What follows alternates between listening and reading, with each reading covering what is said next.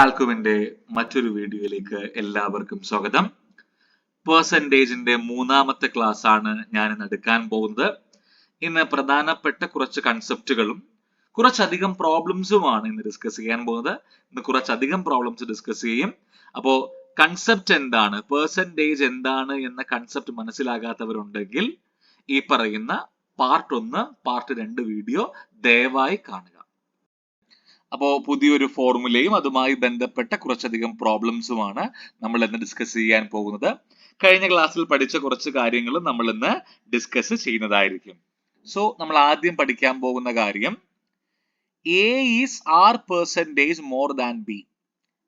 A എന്ന് പറയുന്ന സംഖ്യ ബിയേക്കാൾ 6% കൂടുതലാണ് എങ്കിൽ b is less than a by, b എന്ന് പറയുന്ന സംഖ്യ എയേക്കാൾ എത്ര കുറവാണ് എന്നുള്ള കാര്യമാണ് പറയാൻ പോകുന്നത്. ശ്രദ്ധിക്കുക. അപ്പോൾ ഇതിലെ കൺസെപ്റ്റ് ഞാൻ പറയാൻ പോവുകയാണ്. എനിക്കിവിടെ എന്താ കണ്ടുപിടിക്കേണ്ടത്?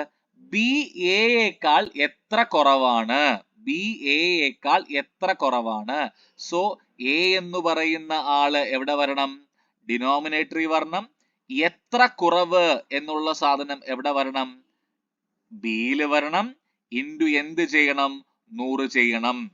ഇവിടെയും ബി എത്ര കൂടുതൽ എന്നാണ് ചോദിച്ചിരിക്കുന്നത്. അപ്പം എ എന്ന് പറയുന്ന ആൾ എവിടെ വരണം? ഡിനോമിനേറ്ററിൽ വരണം. എത്ര കൂടുതൽ എന്നുള്ള സാധനം എവിടെ വരണം? ഡിനോമിനേറ്ററിൽ വരണം, ന്യൂമറേറ്ററിൽ വരണം. ഇൻറ്റു എന്ത് ചെയ്യണം? 100 ചെയ്യണം. സോ എത്ര കുറവാണ് ബി എന്നുള്ളത് എയേക്കാൾ എത്ര കുറവാണ്, അത് പെർസെന്റേജിൽ എഴുതാൻ പറഞ്ഞു. ഇൻറ്റു 100. അപ്പോൾ എ എന്നൊരു സംഖ്യയുണ്ട്, എത്ര കുറവ് എന്നുള്ളത് മുകളിൽ വരണം. എ എന്നൊരു സംഖ്യയുണ്ട്, എത്ര കൂടുതൽ എന്നുള്ളത് മുകളിൽ വരണം. ഇനി ഞാൻ എത്ര കുറവെന്ന് കണ്ടുപിടിക്കുന്ന എളുപ്പ വഴിയിലാണ് ചെയ്യാൻ പോകുന്നത്. അപ്പൊ ഞാൻ പറയുകയാണ്, ബി 100 ആണ് എന്ന് വിചാരിക്കുക. ബി 100 ആണ് എന്ന് വിചാരിച്ചാൽ എ എത്രയായിരിക്കും? 100 + 6. അപ്പോ എയും ബിയും, അപ്പൊ ബി എന്ന് പറഞ്ഞ സംഖ്യ എയേക്കാൾ ഇപ്പൊ എത്ര കുറവായി? 6 കുറവായി. എ ഇപ്പൊ എന്താണ്? 100 + 6 ആയി. പെർസെന്റേജിലാക്കാൻ എന്തുകൊണ്ട് മൾട്ടിപ്ലൈ ചെയ്യണം? ഇൻറ്റു 100. ഫോർമുല കിട്ടിയത് എങ്ങനെയാണ് എന്ന് കൃത്യമായി മനസ്സിലാക്കി എന്ന് വിശ്വസിക്കുന്നു. ഇനി ഇവിടെ ഈ ഞാൻ ബി എന്നുള്ള സംഖ്യയെ 100 എന്ന് വിളിച്ചു. അപ്പൊ എ എന്തായി?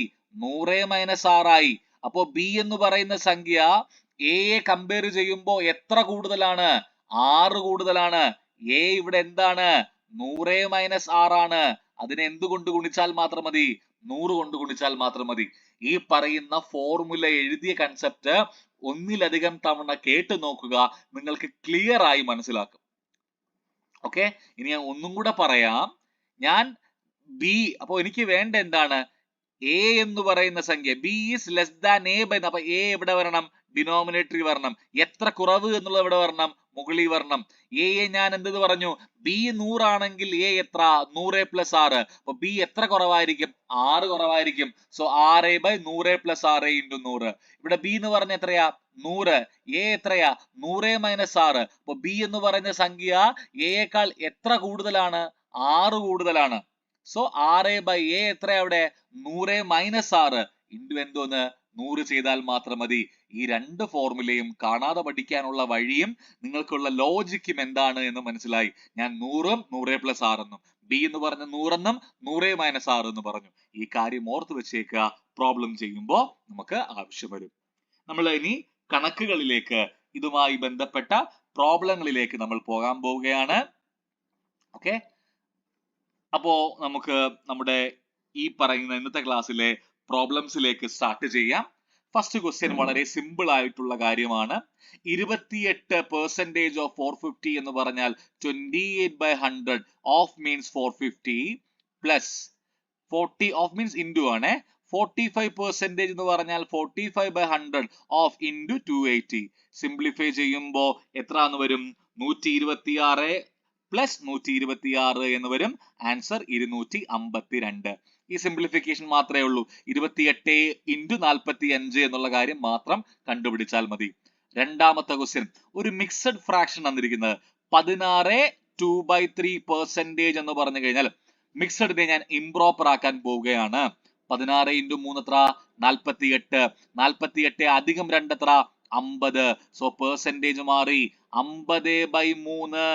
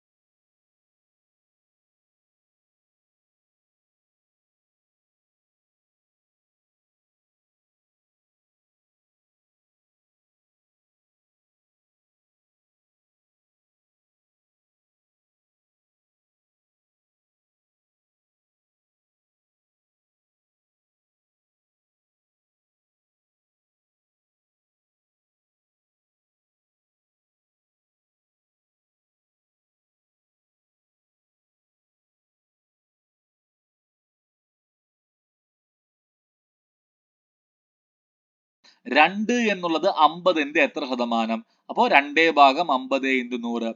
1/3 ഓഫ് കഴിഞ്ഞ് വരുന്ന സംഖ്യ ഡിനോമിനേറ്ററിലും ആദ്യം പറയുന്ന സംഖ്യ മുകളിലായിരിക്കും. ഓഫ് കഴിഞ്ഞ് ഏതാ വരുന്ന 8 താഴെ ഇട്ടു. ഡിനോമിനേറ്ററിൽ ന്യൂമറേറ്റർ എത്ര വരും? 64. ഇവിടെ ഓഫ് കഴിഞ്ഞ വരുന്ന സംഖ്യ ഏതാ? 2 അത് താഴെ ഇട്ടു. ഇനി ഇവിടെ ഓഫ് ചെയ്യുന്ന സംഖ്യ എത്രയാ? 6.5 അത് താഴെയായി. ന്യൂമറേറ്റർ എത്രയായിരിക്കും? 130. സംശയമുണ്ടോ? ഇനി നമുക്ക് അടുത്ത ക്വസ്റ്റ്യനിലേക്ക് പോവാം. അടുത്ത ചോദ്യം, ഇവിടെ മിസ്സിംഗ് പെർസെന്റേജ് കണ്ടുപിടിക്കാനാണ് പറഞ്ഞിരിക്കുന്നത്. കണ്ടുപിടിക്കാനാണ് പറഞ്ഞിരിക്കുന്നത് മിസ്സിംഗ് പെർസെന്റേജ്. അപ്പൊ ഞാൻ പറയാണ്, എനിക്കിത് അറിയത്തില്ല. X% ഓഫ് 25 ആണ് എത്ര? 20125. എനിക്ക് സംഖ്യ അറിയത്തില്ല. അപ്പൊ x/100 ഇൻറ്റു 25 ആണ് എത്രയാണ്? 2125. സോ എക്സ് എന്ന് പറഞ്ഞ എന്താ? 2125. ഈ ഡിവിഷൻ ഇപ്പുറത്ത് വരുമ്പോൾ ട്രാൻസ്പോസ് എടുക്കുക, മൾട്ടിപ്ലിക്കേഷൻ ആവും. മൾട്ടിപ്ലിക്കേഷൻ താഴെ വരുമ്പോൾ എന്തോന്നാവും? ഡിവിഷൻ ആകും. സോ എന്താകും? ഇനി ഞാൻ എന്ത് ചെയ്താൽ മാത്രം മതി? ഡിവൈഡ് ചെയ്താൽ മാത്രം മതി. 4 ആയി. 20,125നെ 4 കൊണ്ട് മൾട്ടിപ്ലൈ ചെയ്യുക. 8, 5 എത്ര 0 ഉണ്ടെന്ന് നിങ്ങൾ കൗണ്ട് ചെയ്ത് എഴുതുക. സംശയമുണ്ടോ? കൃത്യമായിട്ട് നോക്കുക. ഇതാണ് കൺസെപ്റ്റ്. അപ്പോ X%, എനിക്ക് എത്ര ശതമാനം എന്ന് അറിയത്തില്ല, അറിയാത്തതുകൊണ്ട് X എന്ന് വിളിച്ചു. X% of 25 is equal to 20125 എന്ന് എഴുതി. X% എന്ന് പറഞ്ഞ എന്താ? x/100 ഇൻറ്റു 25 എന്തായിട്ട് മാറി? ഗുണനമായിട്ട് മാറി. ഇനി 9% ഓഫ് ഏത് സംഖ്യ എന്ന് അറിയത്തില്ല, ഞാൻ X എന്ന് വിളിച്ചു. 63. 9% എന്ന് പറഞ്ഞാൽ എന്താ? 9/100 ഇൻറ്റു എന്താ? X ഈക്വൽ ടു എത്രയാ? 63. ഇവിടെ 100 മൾട്ടിപ്ലിക്കേഷൻ ആണ്, ഡിവിഷൻ ആണ്. റൈറ്റ് ഹാൻഡ് സൈഡ് വരുമ്പോൾ മൾട്ടിപ്ലിക്കേഷൻ ആവും. ഇനി ഇവിടെ ന്യൂമറേറ്ററിലാണ്, ഇവിടെ വരുമ്പോൾ എന്തോന്നാവും? ഡിനോമിനേറ്ററിലാവും. എത്ര തവണ വരും? 7. എത്ര കിട്ടി ഉത്തരം? 700. ഓക്കെ, അടുത്ത ക്വസ്റ്റ്യൻ. 0.25% ഓഫ്, എനിക്കറിയില്ല, അതിന് ഞാൻ എന്ത് വിളിച്ചു? X എന്ന് വിളിച്ചു. 0.04. 0.25% എന്ന് പറഞ്ഞ എന്താ? 0.25 divide by 100 into X equal to എത്ര? 0.04. സോ X എന്ന് പറഞ്ഞാൽ എന്താ? 0.04 ഇൻറ്റു 100 ഡിവൈഡ് ബൈ 0.25. അപ്പോ എങ്ങനെ എഴുതാ ഇതിനെ? ഇവിടെയും താഴെയും മുകളിലും എനിക്ക് 100 കൊണ്ട് മൾട്ടിപ്ലൈ ചെയ്യാം. So 4 × 100 divide by 25.